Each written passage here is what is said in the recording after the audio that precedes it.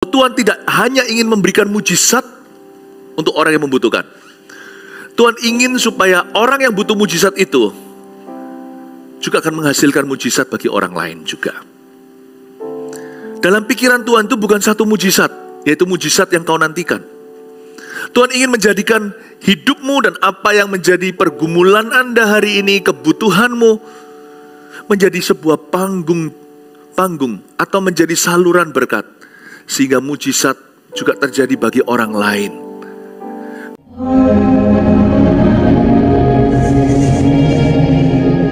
Life's greatest blessings, berkat di dalam hidup ini, berkat-berkat terbesar bahkan mujizat, seringkali datangnya terselubung. Seringkali kadang-kadang Tuhan izinkan suatu interupsi terjadi dan itu tidak mengenakkan kita. Tapi kalau kita belajar tetap sabar, berkat Tuhan menanti. Saya ajarkan dulu, mari kita belajar tentang seorang perempuan yang sudah 12 tahun ini pendarahan, ayat 25. Kita baca dulu ya, kasusnya orang ini, kasihan. Adalah di situ seorang perempuan yang sudah 12 tahun lamanya menderita pendarahan. Ia telah berulang-ulang diobati oleh berbagai tabib, sehingga telah dihabiskannya semua yang ada padanya, namun sama sekali tidak ada faedahnya. Malah sebaliknya keadaannya makin memburuk.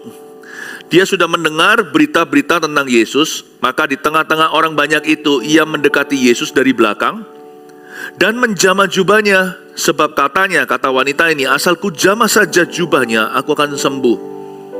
Seketika itu juga berhentilah pendarahannya dan ia merasa bahwa badannya sudah sembuh dari penyakitnya. Pada ketika itu juga Yesus mengetahui bahwa ada tenaga yang keluar dari dirinya. Lalu ia berpaling di tengah orang banyak dan bertanya, siapa yang menjamah jubahku?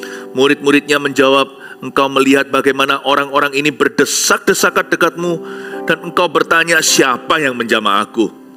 Lalu ia memandang sekelilingnya, Yesus, untuk melihat siapa yang telah melakukan hal itu. Perempuan itu yang menjadi takut dan gemetar ketika mengetahui apa yang telah terjadi atas dirinya, tampil dan tersungkur di depan Yesus dan dengan tulus memberitahukan segala sesuatu kepadanya. Maka katanya kepada perempuan itu, hai anakku, imanmu telah menyelamatkan kau. Pergilah dengan selamat dan sembuhlah dari penyakitmu. Ada sebuah cerita ekstra tak terduga. Wanita pendarahan 12 tahun disembuhkan, padahal ini kasusnya Yairus. Di dalam cerita mujizat satu orang, muncul yang namanya komplikasi mujizat untuk orang lain juga.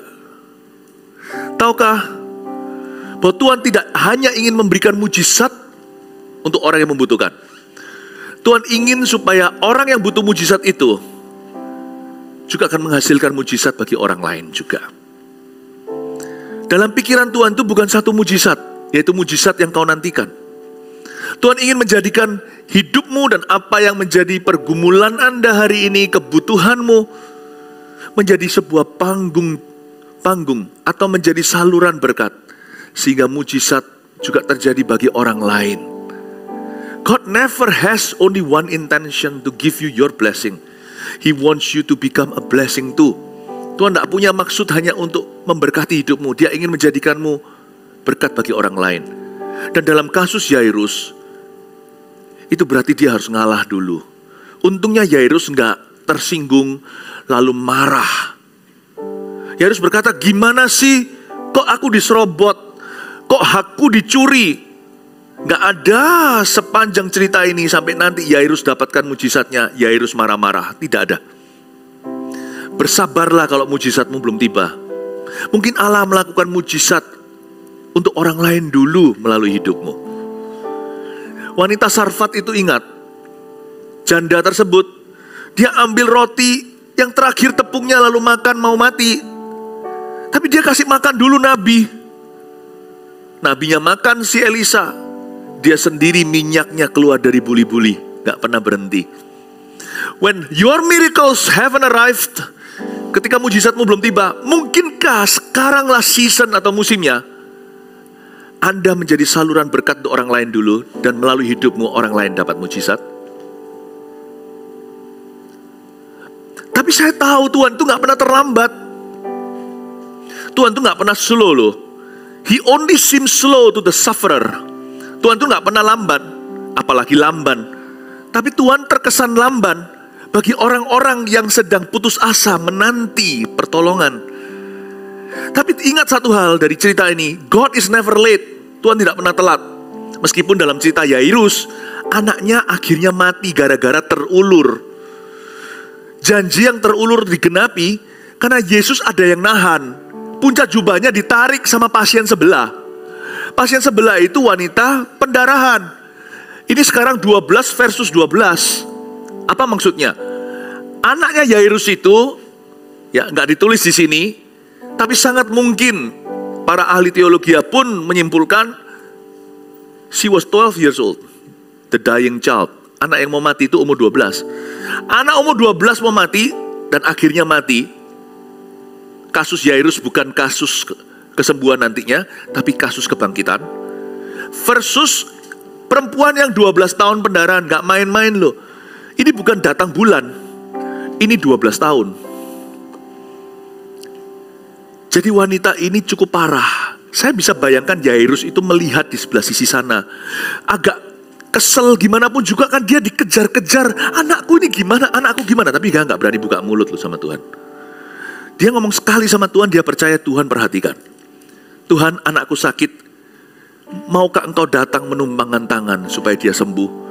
Oke, Tuhan sudah jalan atau Tuhan mulai melaju. Di tengah-tengah itu interupsi seolah-olah Tuhan lupa. Kita mungkin masuk dalam fase dalam kehidupan doa kita atau pergumulan kita itu, kayaknya Tuhan lupa deh sama aku. Halo Tuhan, aku masih di sini, masih menanti. Have you forgotten me? Sudahkah engkau melupakan saya? Mungkin kita di taraf itu. Jangan pernah sekali-kali percaya bisikan setan. Tuhan sudah lali. Tuhan tidak pernah linglung. Tuhan tidak pernah lali. Tuhan tidak pernah lupa. Anak kecil kan gitu kan. Bedanya anak kecil orang dewasa apa? Kalau dia bukan jadi pusat perhatian, wah dia cari perhatian. Wah gimana nakal-nakal. Padahal dia sebenarnya bukan nakal, cari perhatian. Orang dewasa tahu, setiap orang ada gilirannya. Gak apa-apa kalau saya tidak diperhatikan. How are you? Apa kabar? Dengarkan orang itu dulu. Hanya karena Tuhan seolah-olah sepertinya tidak memperhatikanmu, bukan berarti Tuhan melupakanmu.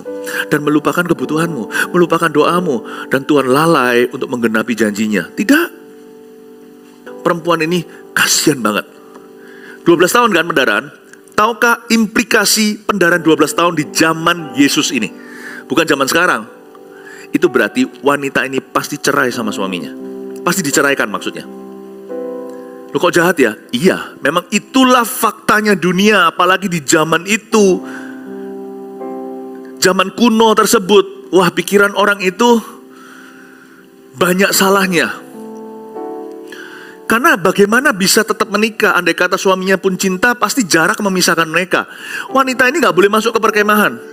Dia harus diasingkan alias karantina. Lah kalau Anda karantina 12 tahun gak ketemu sama suami, kira-kira pernikahannya bisa kuat gak? 12 tahun isolasi mandiri. Gak mungkin lah. Pasti yang namanya awal kangen pun 12 tahun akhirnya ngapal di hati. Dan wanita ini gak pernah ke gereja. 12 tahun ditolak oleh bait Allah. Puji Tuhan sekarang bait suci perjanjian baru beda. Yang sakit masuklah supaya disembuhkan. Dulu enggak, sakit di luar. Cacat keluar. Tuli jangan masuk di ruangan ini. Bisu Tuli malah justru waktu kita Christmas tahun lalu di Surabaya Barat, malah justru menjadi choirnya. Justru menjadi pusat perhatian. Beda ya, perjanjian baru ini tabir sudah dirobek dari atas. Tapi zaman itu, dia gak bisa ke gereja. Ini wanita 12 tahun gak pernah dengar firman. Gak pernah dilayani. Gak ada orang berani jamah. Jamah orang itu langsung dia harus ikut isolasi soalnya. Zaman COVID ini kan kita mengerti.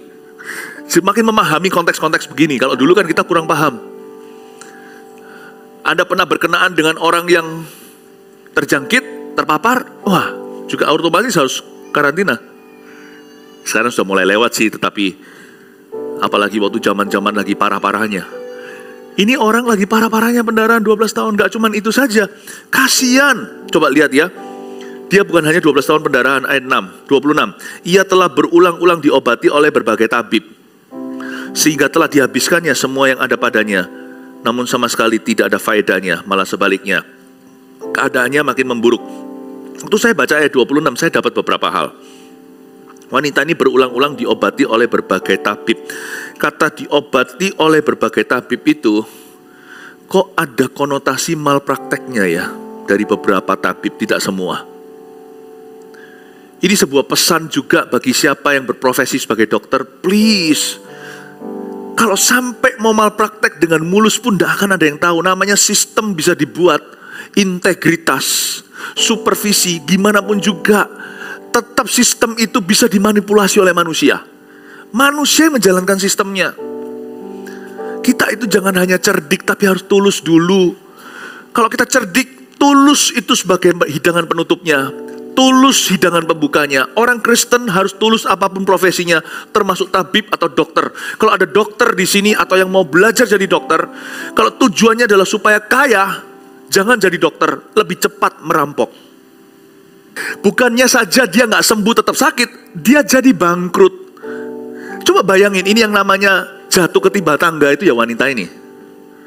Saya bisa bayangkan Yairus ada di sisi sana itu, dia melihat semua kejadian itu nantinya, dia nggak ngomel mau tahu kenapa, karena Yairus orang pintar, dia kepala rumah ibadat, dia tahu bahwa wanita ini malang sekali. Jangan pernah melihat kemalanganmu sendiri, nanti kita mengeluh, aku paling besar persoalan problemanya. Orang yang bisa berbelas kasih pada kemalangan orang, bukan hanya dia bisa menanggung kemalangannya sendiri, malah dia akan dapat pertolongan dari Tuhan.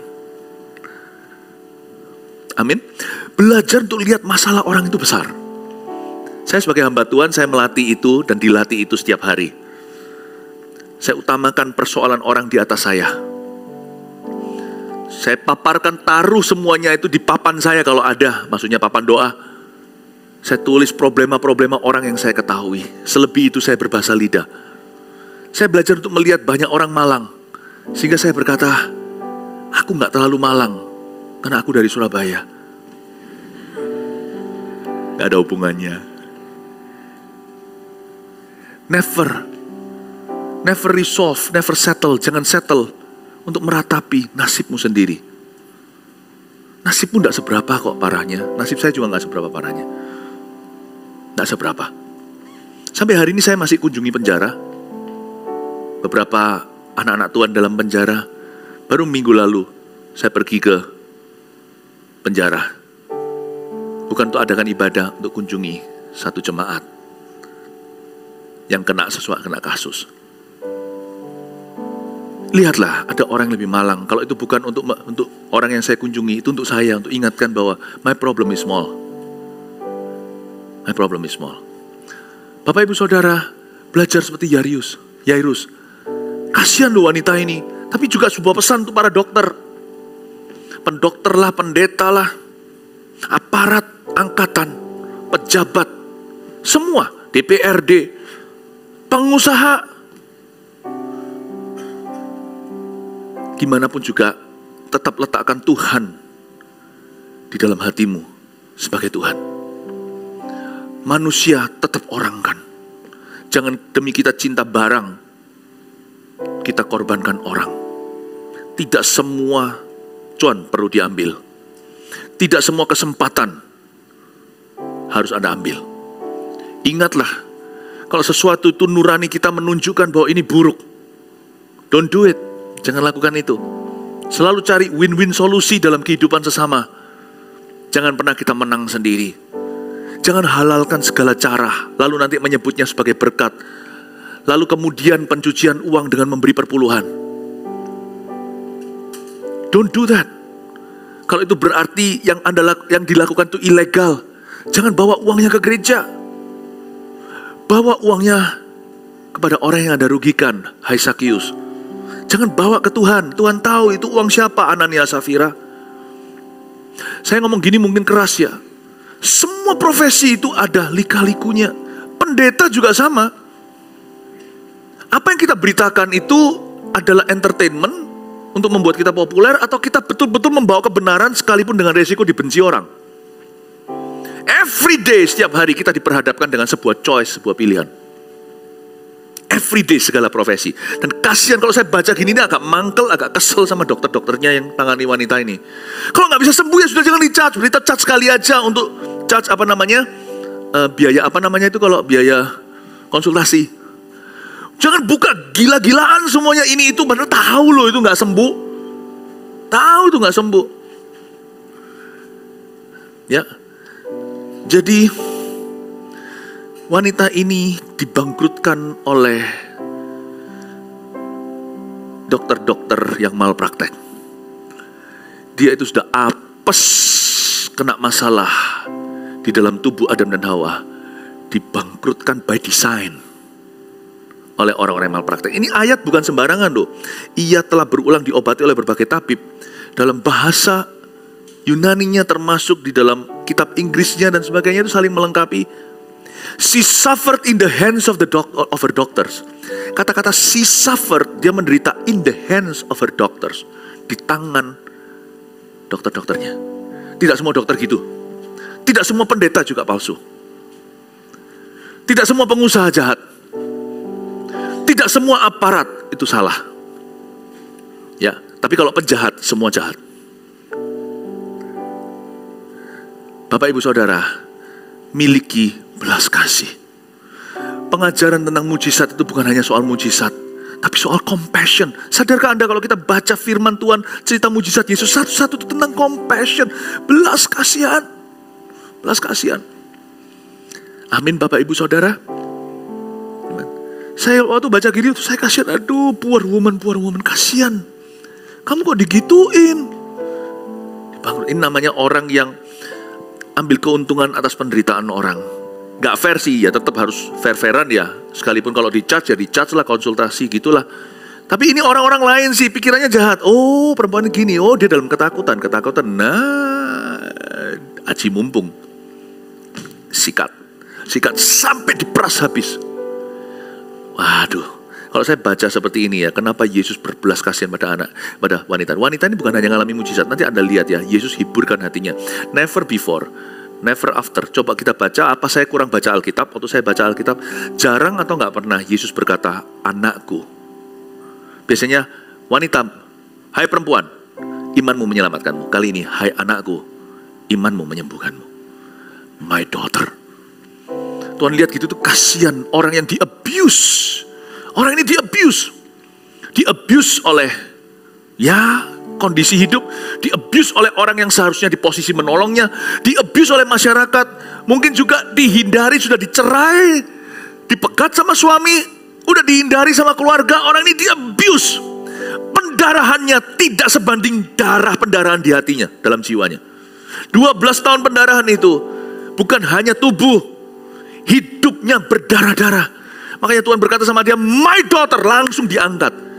Ini orang langsung diangkat martabatnya, nggak main-main, diangkat di depan manusia secara publik.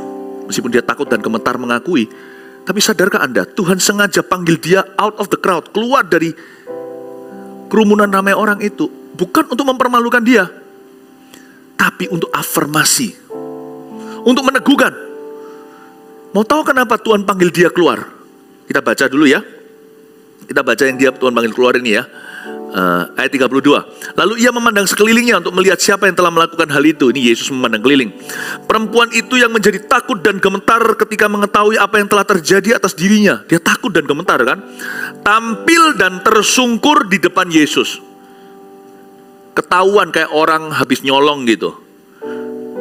Berarti dari sini kita tahu bahwa perempuan itu merasa guilty, kayak nyolong urapan. Tuhan suruh dia keluar supaya dia dengan pulang merasa dirinya itu sembuh karena dia mencuri. Supaya dia pulang, dia senang dan bangga, dia sembuh karena dikasihi. Kalau dia takut dan gemetar, karena imannya agak off menurut saya. Imannya sedikit superstisi, asalku jamah saja jubahnya aku akan sembuh. Dia kira jubah Yesus itu ada powernya. Padahal yang punya power itu Yesus, bukan jubahnya. Dia pegang puncak jubahnya superstisi. Imannya agak off. Harusnya dia lebih banyak, karena dia gak pernah dengar pengajaran, ya sudahlah kata Tuhan. 12 tahun gak pernah dengar Taurat, dan baru kali ini dia berani keluar di tempat umum gara-gara Yesus lewat. Dan dia itu pun dengan resiko dirajam loh itu. Kalau sampai ketahuan, kok kamu gak tanggung jawab? Zaman kita waktu COVID aja, kalau ada orang yang sudah positif lalu keluar kemana-mana itu ditangkap kok.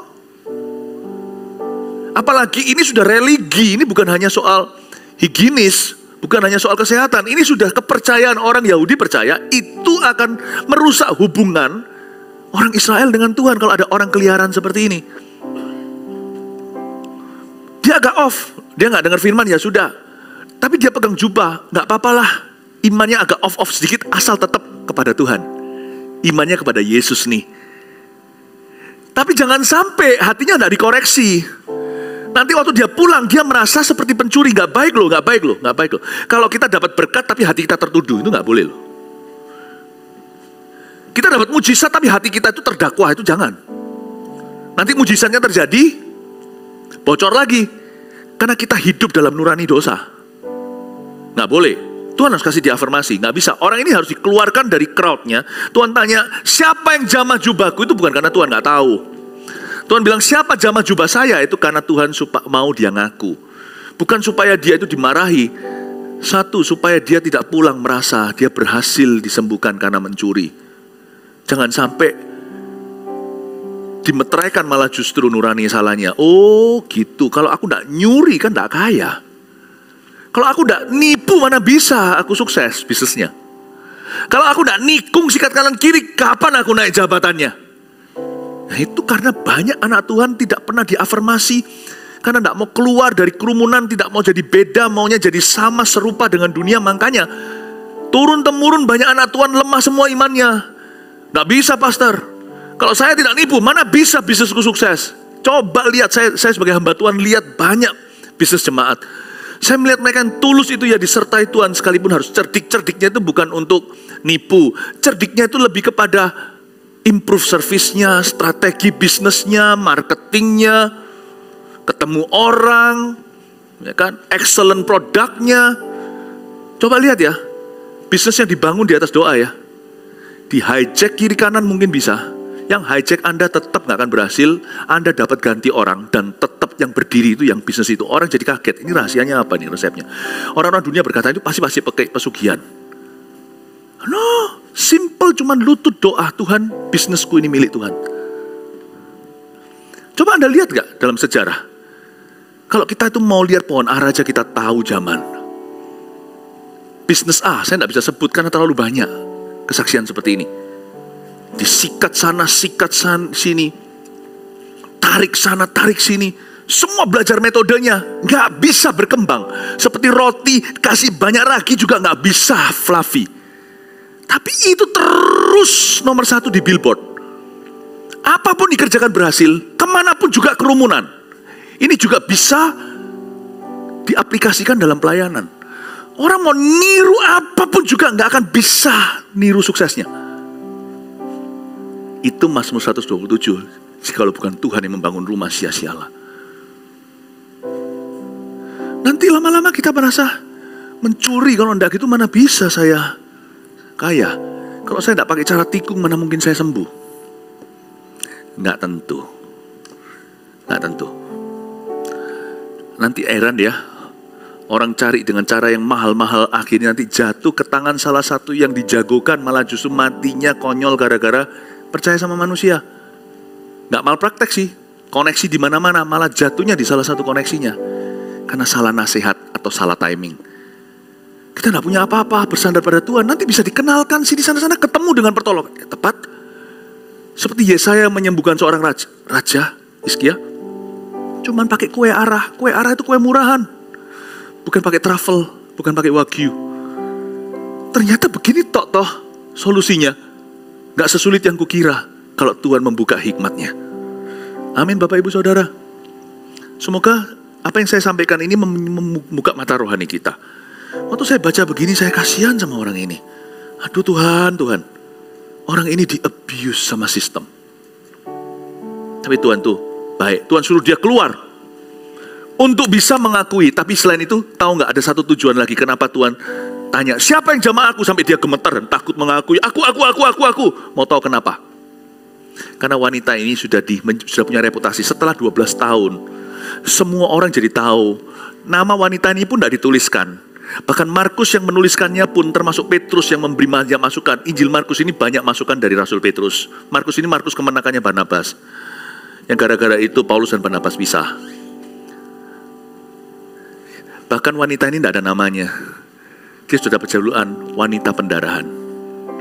12 tahun pendarahan ya sudah jadi wanita pendarahan. Jadi suami pun tidak mau, keluarga pun jauh.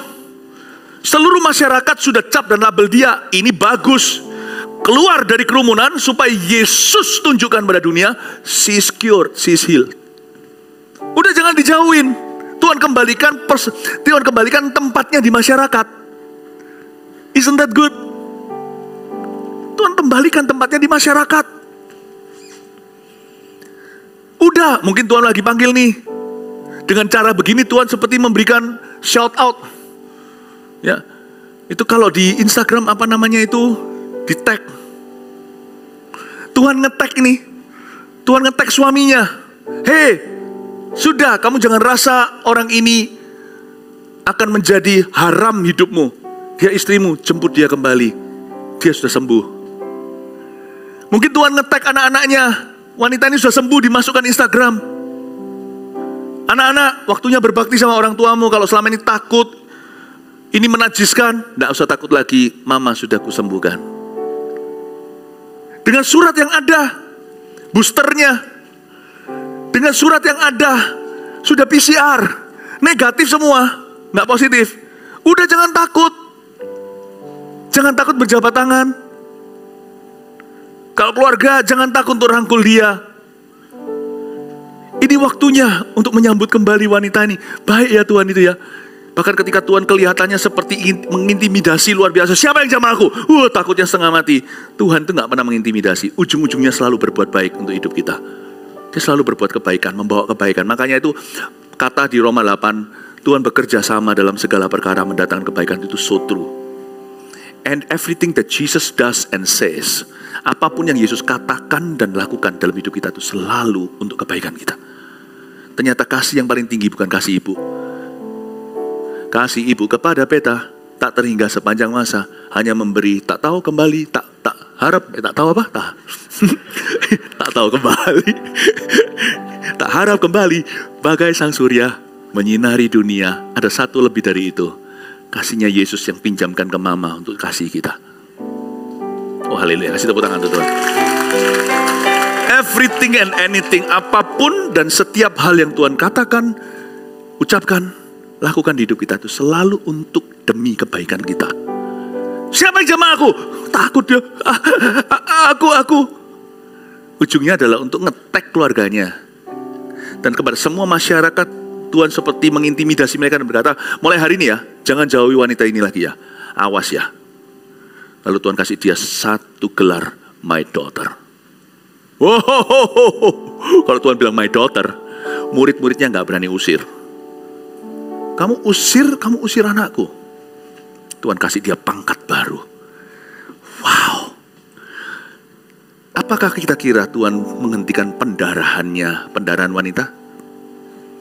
Bukan itu. Tuhan menghentikan pendarahan hidupnya, bukan hanya fisiknya. Ajaib dan baik Tuhan Yesus itu. Dan wanita itu, ayat 34 dengan ini saya akhiri. Maka katanya kepada perempuan itu, kata-kata Tuhan, hai anakku, imanmu telah menyelamatkan kau. Pergilah dengan selamat dan sembuhlah dari penyakitmu. Tuhan berkata, hai anakku, jubahku telah menyelamatkan kau. Betul. Orang itu beriman pada jubah. Tuhan bilang, yang menyembuhkan itu bukan jubahku, tapi imanmu kepada firmanku. Imanmu bukan menyembuhkan loh, menyelamatkan kau. Tuhan pakai kata bukan healing, tapi salvation. When you are saved, you will be healed. If you are healed, you not necessarily gonna get saved. Hanya karena seseorang disembuhkan, tidak tentu dia akan selamat. Coba lihat ya, apa yang terjadi di kolam Bethesda itu sebuah cerita kesembuhan yang lain. Itu orang udah lebih lama sekali dia dalam kondisi seperti itu. Waktu dia sembuh, Yesus bilang sama dia, kamu gak boleh berbuat dosa lagi, supaya jangan sesuatu yang buruk lebih buruk terjadi. Mau tahu apa yang terjadi gak? Dalam cerita kolam Bethesda, si lumpuh yang dulu lumpuh itu, lalu dia berjalan setelah puluhan tahun lumpuh, dia mengkhianati Yesus langsung ketika itu dia menjual nama Yesus dan berkata, yang nyembuhkan itu loh. Sembuh fisik, gak tentu orang itu pasti akan diselamatkan nantinya. Ini mengalami mujizat heran karena lumpuh berjalan. Dan waktu dia mau disembuhkan pun attitude-nya salah. Ternyata kesembuhan tidak mengubah hati seseorang, hanya mengubah fisiknya. Si lumpuh itu waktu ditanya sama Tuhan, kamu mau sembuh enggak? Coba kalau Anda baca nanti di rumah. Lalu dia bukannya berkata iya atau tidak. Kan itu pertanyaan sederhana kan, multiple choice, mau atau enggak mau. Jawaban dia adalah, si itu tidak peduli. Si ini waktu ada goncangan, aku enggak digotong ke sana. Aku selalu telat nyemplung waktu malaikat itu tiba. Nyalahkan orang. Dasar macan tutul enggak bisa berubah kulitnya. Sudah sembuh dan berjalan. Tetap jahat hatinya. Lalu Yesus dijual kepada ahli Taurat. Saya sembuh waktu umur 6 tahun. Kesembuhan yang saya alami itu ajaib. Yang tahu kesaksian saya waktu saya kecil itu, saya harusnya sekolah luar biasa. Badan saya itu, kaki saya itu tidak selurus ini, demikian pula jari. Jari saya sisa satu, ini sekarang yang bengkok. Tolong lihat, bukan karena saya menunjukkan jari tengahku di dalam gereja. Ini bengkok semuanya. Nama saya Philip dulu kalau saya tulis tidak pernah bisa lengkap karena saya tidak ingat nama saya, kelas salah-salah. Saya sembuh itu di Taiwan, dokter angkat tangan. Mama saya berdoa, saya ke Taiwan bukan karena keluarga kita kaya, saya sekolahkan di sana. Papa mama saya harus bekerja. Tapi karena di situ ada dokter terapi yang baik. Tapi dokter pun akhirnya angkat tangan. Saya disetrum-setrumnya dokter, itu pakai yang kabel-kabel seluruh otak saya segala, percuma. Dokter berkata, nggak bisa apa-apa. Saya jalan ke sekolah suatu hari, singkat cerita. Pagi-pagi hari saya berangkat lebih pagi karena saya jalan 5 langkah jatuh ke tanah. Dahulu waktu kecil pernah sekali saya sudah dipakai sepatu polio yang besi itu. Saya jalan itu tiba-tiba saya disetrum. Saya ingat kok saya umur 6 tapi saya nggak pernah lupa itu saya disetrum kira-kira hampir 10 menit. Nggak ada angin, nggak ada badai, bukan halilintar. Lurus semua. Sisa satu jari tengah untuk ingatkan, inilah Philip Mantova sesungguhnya. This is who I really am. This is who He has made me. Sampai ke sekolah, saya langsung juara bahasa, juara matematika. 3 bulan kemudian saya juara 2. Otak saya disetrum sama Tuhan. Setrum dokter tidak bisa mencapai titik tertentu. Saya tidak merendahkan. Tapi kita semua manusia itu hanya bisa melakukan sebaiknya, sebaik mungkin menurut ilmu. Mujizat itu milik Tuhan. Kita hanya punya ilmu pengetahuan. Apa saya jadi baik? Mau tahu nggak, saya 7,5 tahun ditarik kembali ke Indonesia gara-gara saya berkelahi di jalanan di Taiwan. Waktu saya umur 7,5 tahun, itu 7 tahun sebelum saya pulang itu, saya memanjat ke rumah sebelah. Karena saya kuat, tiba-tiba kuat badan saya. Masuk dan jebol rumah orang. Saya pernah menjebol masuk rumah orang, siang-siang hari bolong. Karena bodoh, disuruh dikerjai sama teman-teman semuanya pulang karate. Karena saya paling bisa dipanas-panasi, saya yang naik, yang lainnya mereka ketawa di sana. Lalu saya buka pintu dari dalam, dasar anak kecil masuk ke rumah. Yang dicuri tentunya bukan barang berharga, permennya habis. Mama, papa saya tahu saya kayak gitu semuanya. Aduh anakku kok kayak begini, ditarik pulang ke rumah. Dipulang ke Indonesia saya nakal. Pindah ke Singapura, berkelahi di Balestier Road. Melawan sekitar 2-30 orang pakai pentung, pakai baseball bat, semuanya sama orang-orang Taiwan tuh musuh saya. Lari ke Changi Airport, pindah ke Kanada, mau bunuh diri. Saya udah sembuh, udah kuat.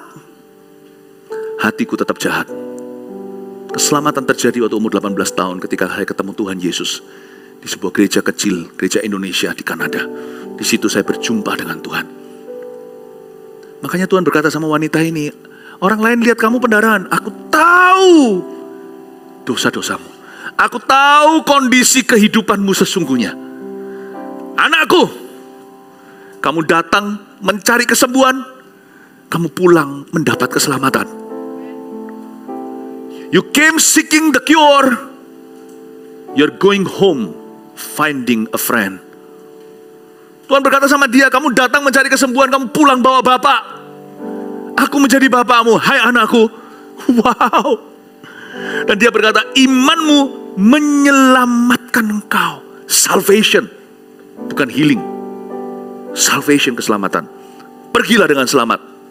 Dan kata-kata terakhir, sembuhlah dari penyakitmu ini unik. Sembuhlah dari penyakitmu ini sebenarnya bunyinya begini.